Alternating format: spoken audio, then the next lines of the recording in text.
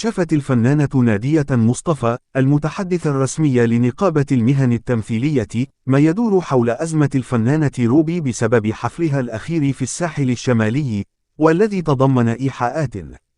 وقالت نادية مصطفى في تصريح خاص لصدى البلد: ليس هناك موقف محدد من النقابة حتى الآن تجاه روبي، وتحدثنا داخل النقابة عن الأزمة واقترحت بشكل شخصي أن نتحدث مع روبي واقترحت أن تقدم اعتذار علني للجمهور على ما بدر منها.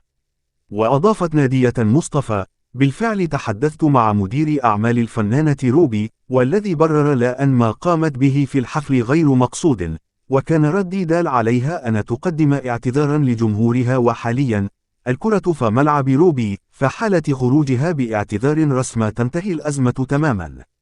وأحيت النجمة روبي حفلا غنائيا ضخما داخل سكاي العالمين الجديدة بحضور كامل العدد من الشباب من الجنسيات العربية.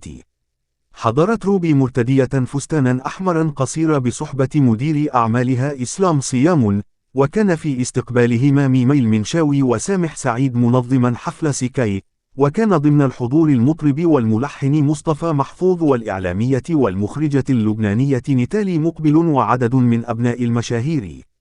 وقامت بتقديم فقرات الحفل الإعلامية اللبنانية ريتا مهنا التي اشعلت حماس الجمهور بإطلالتها وكلمة حماسية عن مشوار روبي ولونها الغنائي الذي تتميز به.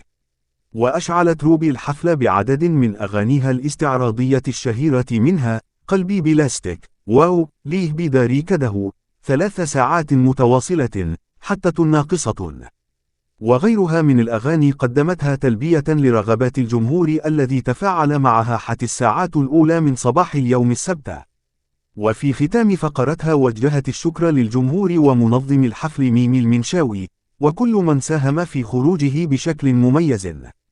أعمال روبي: جدير بالذكر أن آخر أعمال روبي مسلسل إخواتي الذي عرض خلال موسم الدراما الرمضانية الأخير والعمل بطولة نيلي كريم، روبي، كندة علوش، جيهان الشماشرجي بمشاركة علي صبحي وحاتم صلاح، إخراج محمد شاكر خضير، وتأليف مهاب طارق.